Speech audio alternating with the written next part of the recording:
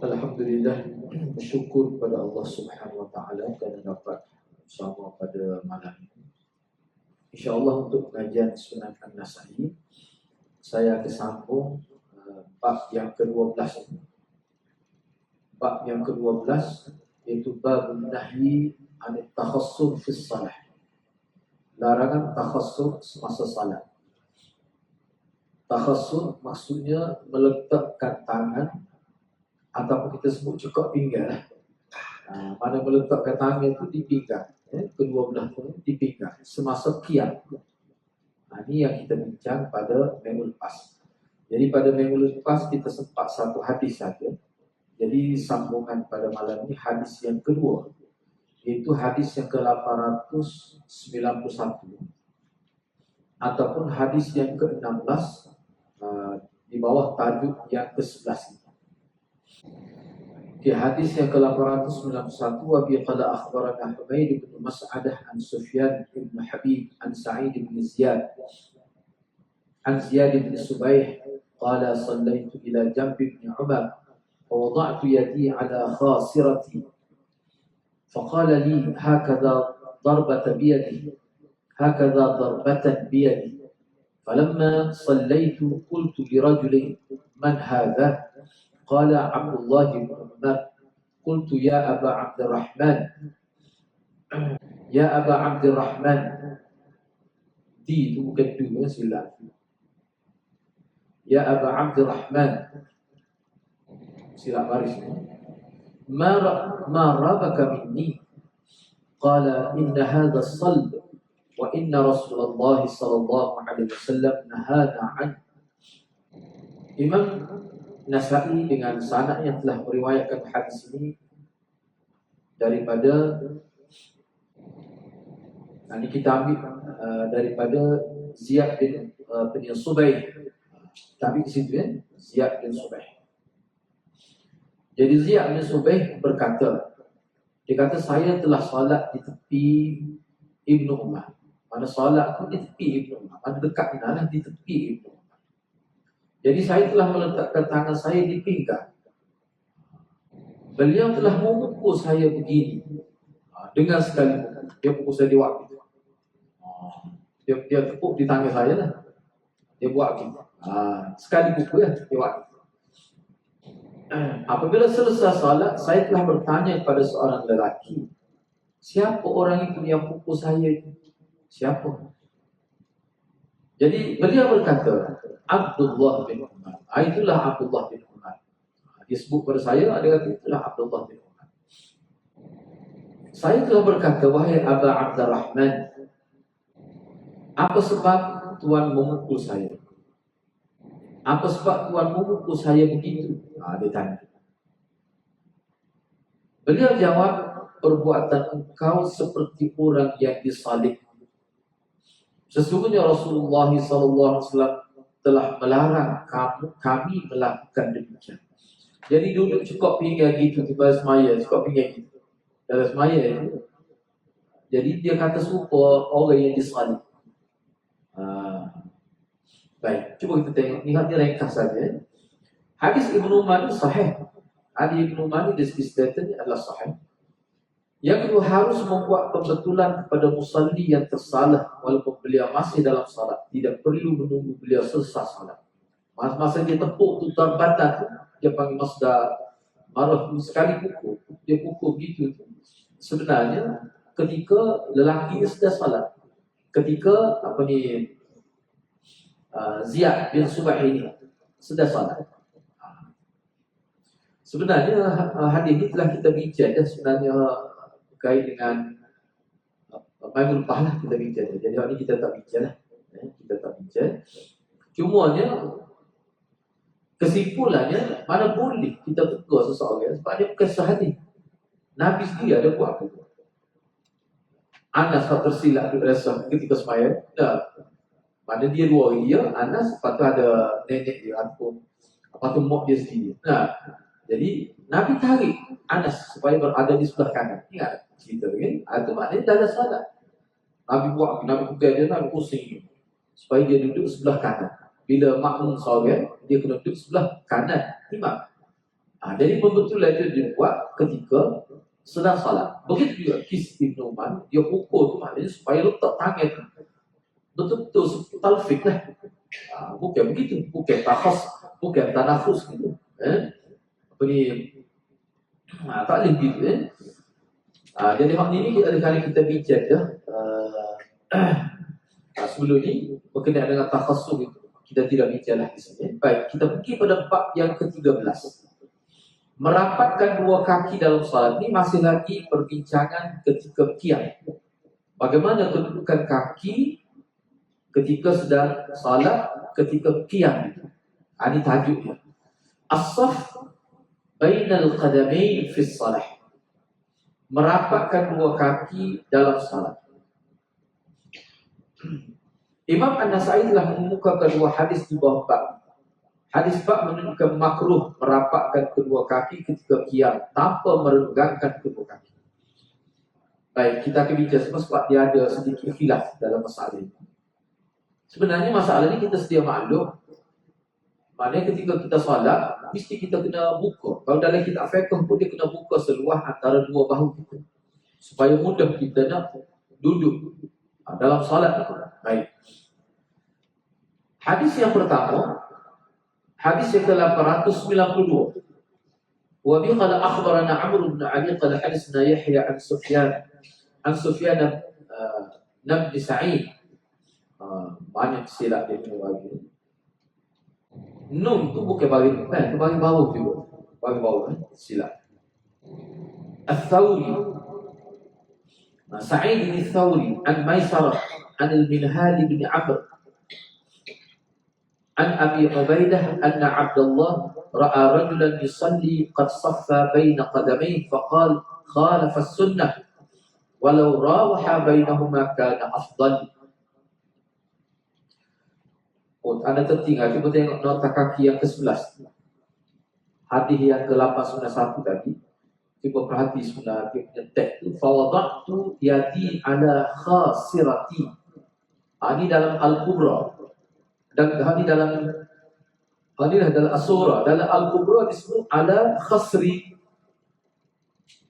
Mengikut Ibnu Manzur dalam Al-Lisan, yang lisan Arab, al-khasrah, khasri, khasratan dan khasiratan. Kita baca khasri dan khasirati sama saja maksudnya. Dia menunjukkan kawasan yang terletak antara tulang pinggul dan bahagian paling bawah tulang rusuk. Maknanya pinggang. Mana kita tercekok pinggang. Asik. Itu maksudnya saja sebut sebab perbezaan lafaz. Tapi sama saja maksudnya. Maksudnya sama saja.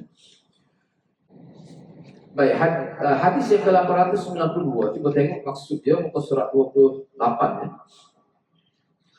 Imam Nasai dengan sanad telah meriwayatkan hadis ini daripada Abdullah bin Mas'ud. Sebenarnya ini daripada Abdullah bin Mas'ud lah.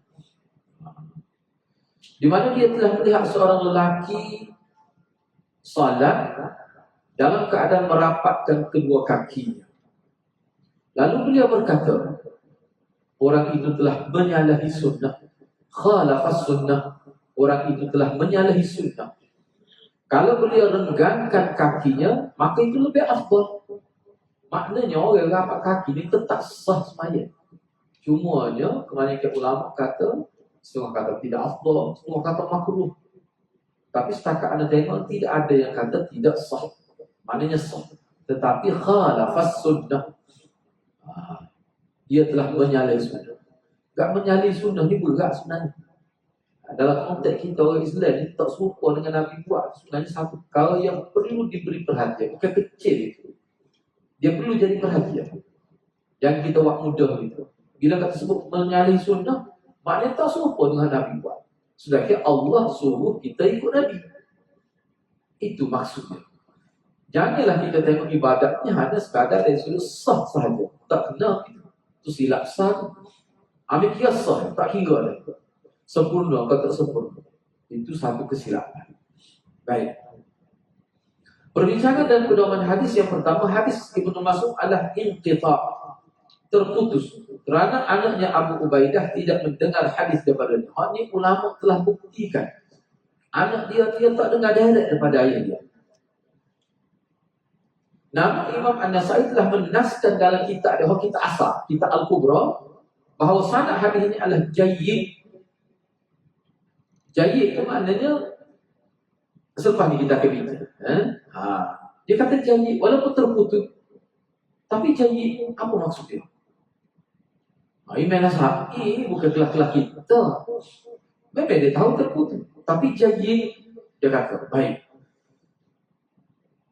Antara tokoh lain yang senada dengan An-Nasai dalam menilai hadis Ibnu Mas'ud daripada anaknya adalah, rupanya bukan dia saja kata tokoh-tokoh besar.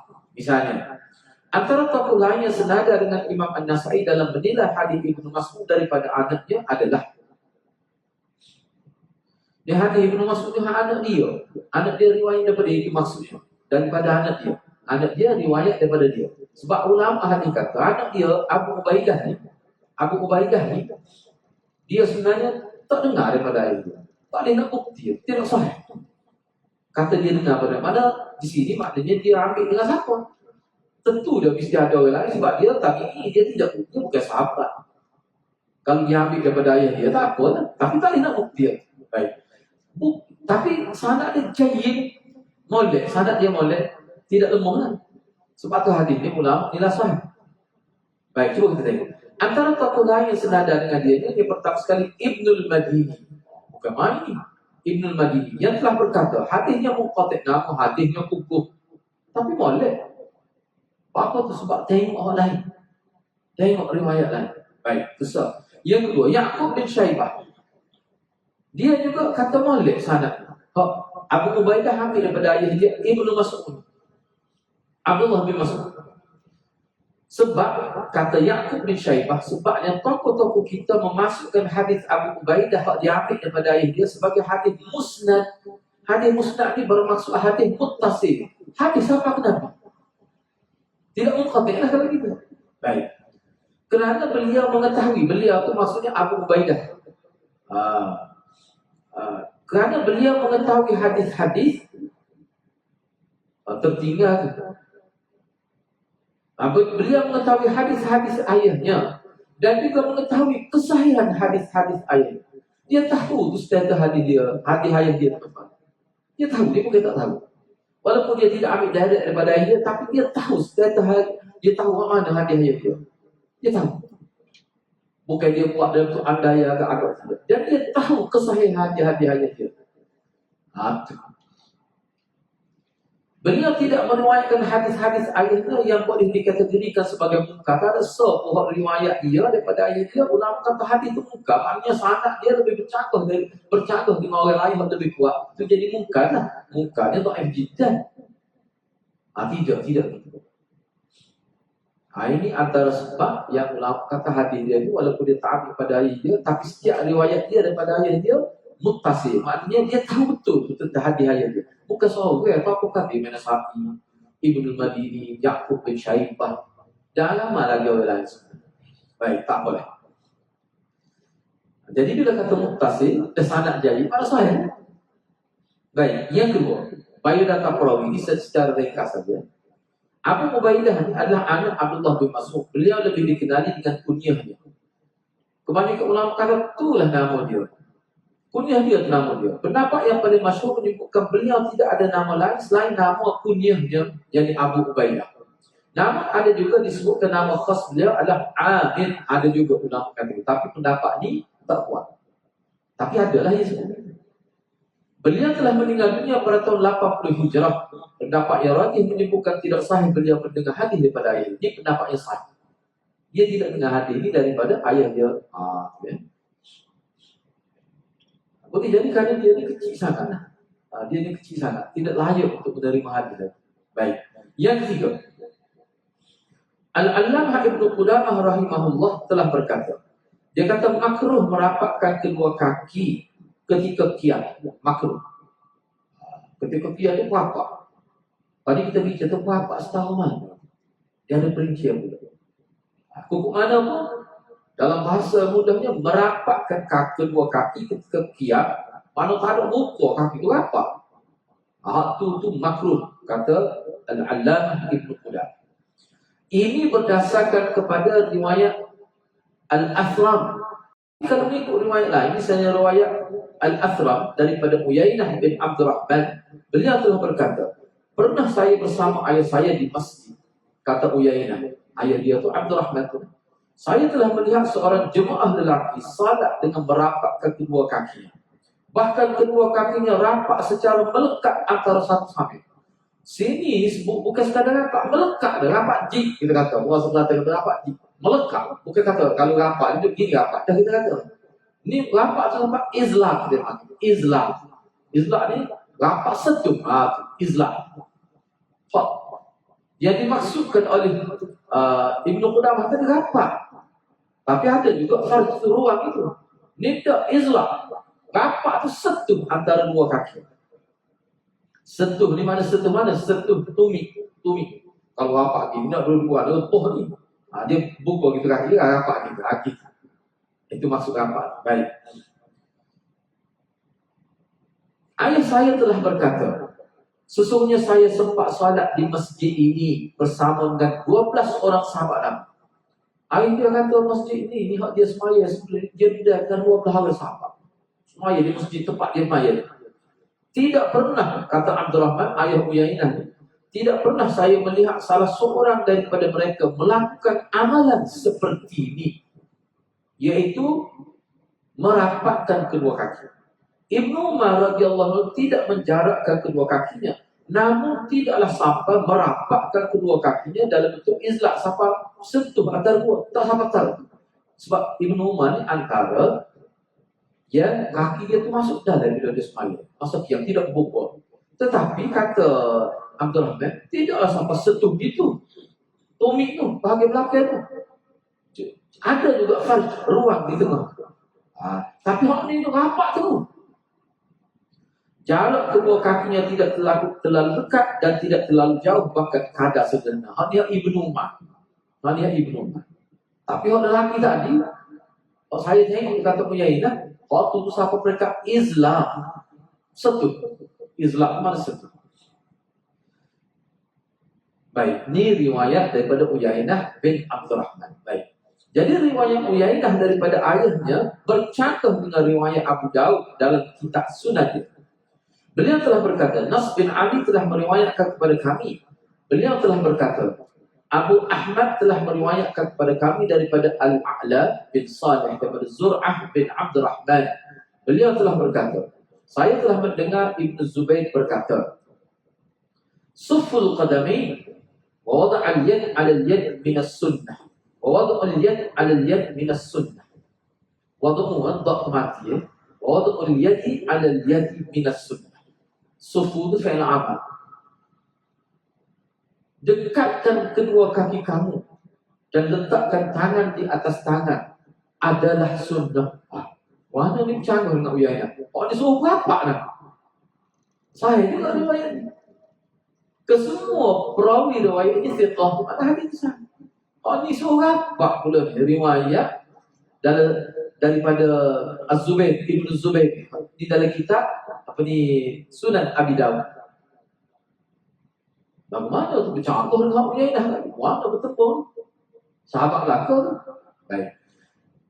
Zur'ah, walaupun dikatakan makbul dalam At-Taqrib, namun beliau dikatakan siqah al-Ibn Hibban. Jadi hadis ni, dalam Taqribut Tahzib, Habib Najah kata dia ni al-perawi makbul. Makbul ni lafaz takdir yang paling rendah. Mana tak kuat dah duduk kata. Tapi masih lagi diterima. Makbul ni lafaz takdir paling rendah. Dia ni makbul. Makbul ni maknanya tak sampai tahap siqah lah. Makbul ni maknanya tak sampai tahap siqah.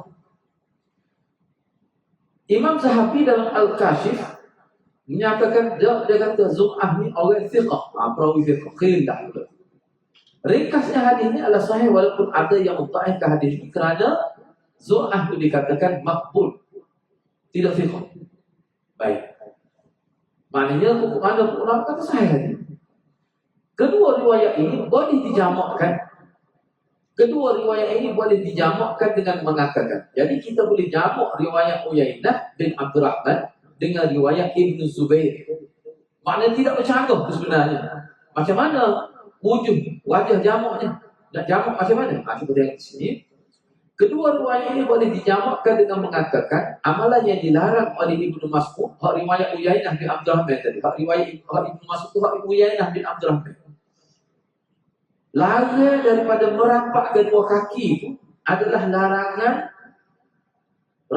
merapat ke kaki sehingga menyentuh antara satu sama lain. Hak tu hak riwayat Ibnu Mas'ud tadi. Hak daripada Uyainah bin Abdul Rahman. Rapat dengan rapat sampai Islam menyentuh antara dua kaki. Manakala amalan yang dilarang oleh Ibnu Zubair merapat ke kaki agak sama kedudukannya, tapi tidaklah bukan dilarang kita silap tu disuruh. Oh kawan. Manakala amalan yang disuruh suful qadam tu kasilah. Bukan dilarang, disuruh. Oh kalau tu kan disuruh oleh Ibnu Zubair merapatkan kaki agak sama kedudukannya, tapi tidaklah sampai tidak ada ruang langsung. Inilah yang dilakukan oleh Ibnu Umar. Pak Ibnu Umar ini yang dikatakan oleh Allamah Ibnu Qudamah tadi. Ibnu Umar ni rapat, tapi tidaklah sampai. Dia gini, kalau kita tengok dalam kitab lain saya bersama. Dia kata Ibnu Umar ni antara rapat, tapi masih ada ruang di tengah. Tidak setuju dah. Jadi itulah yang dimaksudkan suruhan Az-Zubair itu. Dia kata suful qadamain, maknanya rapat masuk dekat, bukan rapat sentuh. Itu maksud dia. Kenapa helah tu? Hak kata larang rapat sampai sentuh tumit antara dua tumit tepi tu rapat gitu. Dia tak mungkin rapat gini, kaki dia duduk gini, tak selesa. Dia kaki kita pukul gitu sikit depan tu, dia rapat gitu. Hak tu yang dilarang. Sebab Ibnu Umar rapat juga, tapi tak menyentuh, tak tersentuh antara dua kaki. Baik, kesimpulannya amalan merenggangkan kedua kaki ketika qiyam adalah lebih baik dan lebih menempati sunnah. Hal tu lebih baik. Hal tu kira-kiranya jumhur lah, kita kata jumhur sahabat lah. Sebab tu bila kenapa disebut Ibnu Umar gitu, kerana hak ni agak tak serupa sikit dengan sahabat lain. Tetapi masih lagi tidak izlat, tidak sampai menyentuh antara dua kaki. Kalau sampai menyentuh antara dua kaki, sah lagi mayat. Itulah dikatakan khalafas sunnah. Dia telah menyalahi sunnah. Kena berhati-hati. Jadi hal ni boleh katakan setakat anda tengok, kita tak jumpa lagi. Tidak buat gitu. Kalau ada dah setakatnya anda tak jumpa. Kalau dia rapat tu, tapi tetap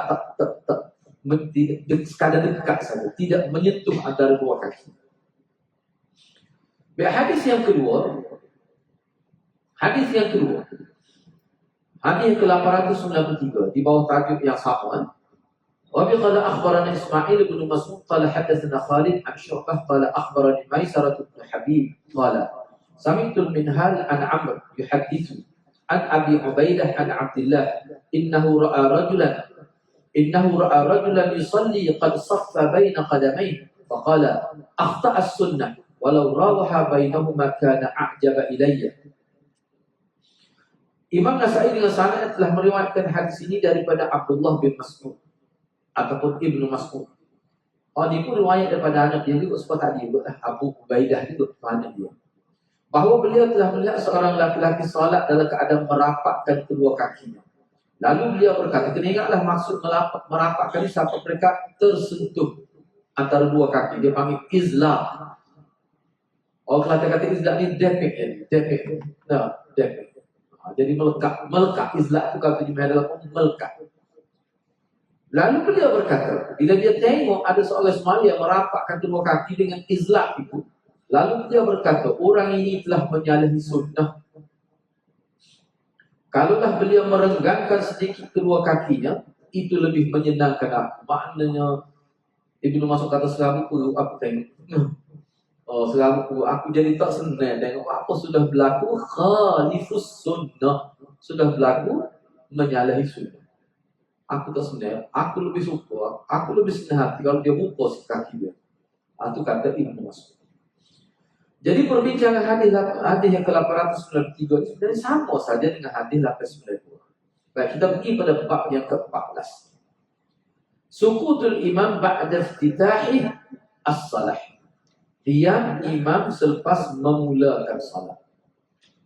Selepas memulakan salat, bila dia angkat takbir, dia sudah tak bunyi. Apa maksud dia? Itu maksud sukutul imam. Selepas dia angkat takbir Allahu Akbar, dia sudah tak ada pun dibaca apa-apa. Itu tajuk Imam Nasai. Baik. Imam An-Nasai telah mengemukakan satu hadis di bawah bab ini.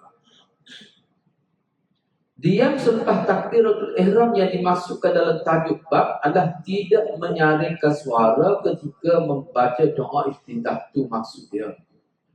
Ini bermaksud kehendak bab ini tidak akan bercanggah dengan bab-bab berikut. Sebab kalau kita akan bincang lagi, dia ada 6 bab. Masuk 5 bab lagi, dia bincang kita di belakang. Selepas akad takbir 3 pun dia kena buat. Sebelum rokok ada 6 bab termasuk ni lah. Jadi 5 bab lagi. Ini satu hadis saja. Hadis ke-894. Wa bi qala akhbarana Mahmud bin Ghailan qala hadatsana Waqi' qala hadatsana Sufyan an Umarah ibn al-Qaqqa an Abi Zur'ah bin Amr bin Jarir an Abi Hurairah anna Rasulullah sallallahu alaihi wasallam kanat lahu saktatun idza iftataha as-salah. Imam Nasai dengan sanad telah meriwayatkan hadis ini daripada Abu Hurairah.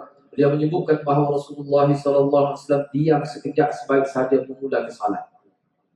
Maknanya bila dia akan tanya Allahu Akbar, dia diam sekejap. Diam di sini maksudnya dia baca doa iftitah tu dengan suara yang sir.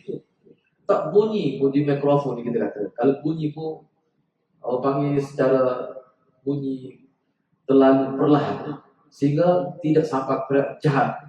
Itu maksudnya. Jadi huraian hadis ini akan dijelaskan dalam bab berikutnya. Hadis ini adalah ringkasan pada hadis berikutnya. Jadi bab 15 itu tak sempat anak sebab ini kita bincang panjang sebab jadi anak ambil sikit saja, ambil tajuk saja bab 15 bab doa baina takbirah wal qiraah. Bab doa antara takbir dan bacaan Al-Quran. Di sini kita boleh lihat sebab sebab ini orang kita ni biasa tu baca doa iftitah tu daripada kecil sampai tua. Soalan tak ada baca lain. Jadi mak mana sebenarnya lebih kuat. Kenapa kita tidak perlu baca sebab Nabi bukan baca saja doa iftitah banyak juga. Jadi makna ni hadis ni dia nak menyampaikan bahawa bila akad takbir sebelum baca Fatihah tu tiada bacaan, bukan tidak ada. Sebab itulah ulama kata kalau tak baca ini satu kekurangan, tidak sempurna salat. Tapi jadi kurang dah. Baik. Imam Nasai telah mengemukakan satu hadis di bawah bab ini. Hadis yang dikemukakan di bawah bab ini menjelaskan pensyariatan doa antara takbiratul ihram dan bacaan Fatihah. Ada dia panggil doa iftitah itu. Di bawah kitab Al-Iftitah ini Imam An-Nasai telah membuat 7 bab, bukan 6, 7 bab yang menjelaskan tentang zikir yang dibaca antara takbiratul ihram dan Al-Fatihah itu. Ada 7, maknanya 6 lagi lah. Baik, anda baca hadis dan anda terjemah secara lisan saja. Baik. Satu hadis dimaksudkan hadis 895. Wa bi qala akhbarana Ali bin Hujr qala anba'ana Jarir. Ini sebenarnya ada terjemah dah, cuma buat ada sebahagian syarah cuma panjang sikit, jadi tak sempat nak habis. Anda baca saja. Wa bi qala akhbarana Ali bin Hujr qala anba'ana Jarir an Umarah bin al-Qaqqa an Abi Zur'ah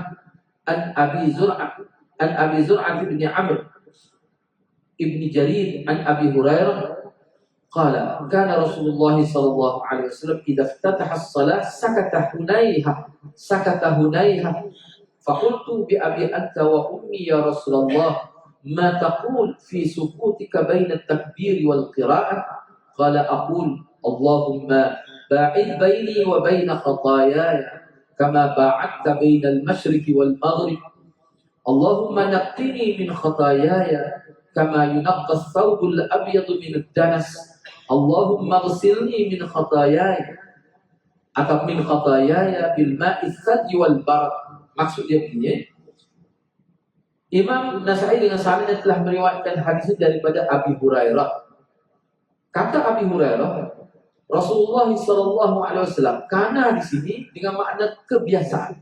Kadang-kadang kana ni kita tidak cuma kebiasaan, ini kana sebagaimana menjadi kebiasaan Rasulullah apabila memulakan salat, apabila telah memulakan salat, idza iftataha telah memulakan salat, masuk dalam salat dengan takbiratul ihram, menjadi kebiasaan Rasulullah. Sakata hunayah, diam sekejap. Kenapa ya diam sekejap di sini? Apa maksudnya? Diam itu maknanya tak baca selalu Fatihah. Itu maksud diam sekejap. Lepas kita bincang kemudian. Tak baca selalu Fatihah. Macam ada ruang itu antara selepas takbir dengan Fatihah. Baik. Maka saya tanya, kata Abu Hurairah, saya tanya Rasulullah. Saya tanya. Mana kemah tu?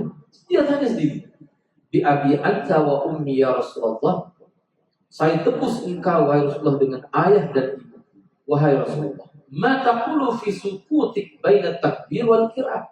Rasulullah baca betul. Masa dia sebentar. Boleh jadi sahabat ni pun juga sikit-sikit tu.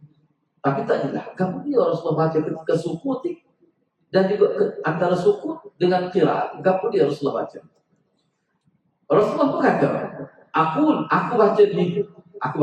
Kemudian Allahumma, ya Allah ya Tuhanku, ba'id baini, jauhilah oleh engkau antaraku wa baina khatayaya, dan antara dosa-dosaku, kama sebagaimana ba'adta telah menjauhkan oleh engkau bainal masyriqi wal maghrib, antara timur dan barat. Maksudnya gitu ya, kalau dalam syarah maknanya kita nak supaya Allah hapuskan dosa-dosa kita, itu makna jauhkan. Jauh, tak jauh. Sampai tidak ada pada kita dosa. Sejauh mana? Sejauh antara masyrik dan maghrib, antara timur dan barat.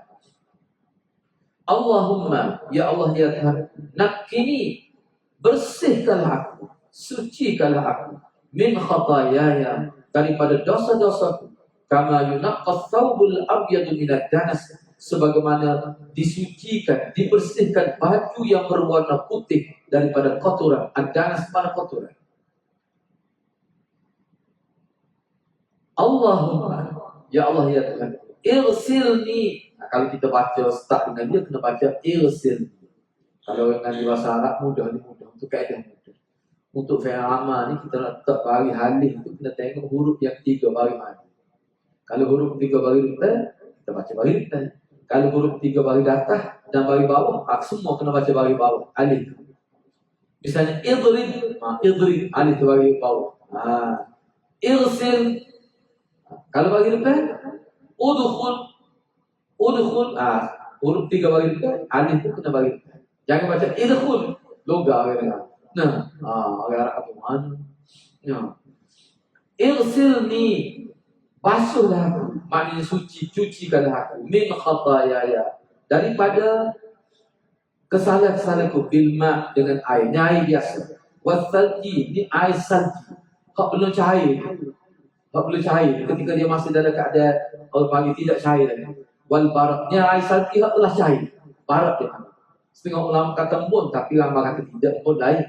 Barak ni salji juga, cuma dia cair, sejuk lah. Itu maksudnya. Jadi hari ini kita bincang menghadapkan insya-Allah. Jadi anda sestakat dulu. Mudah-mudahan Allah berkati kita semua. Aku lupa dihadza wa astaghfirullahalazim li wa lakum. Wassalamualaikum warahmatullahi wabarakatuh. Yang untuk maklumatnya pagi esok kita anda tak ada di Masjid Pai Rambai. Kita ada kuliah khas di Masjid Aziz Laka di BJ. Assalamualaikum warahmatullahi wabarakatuh.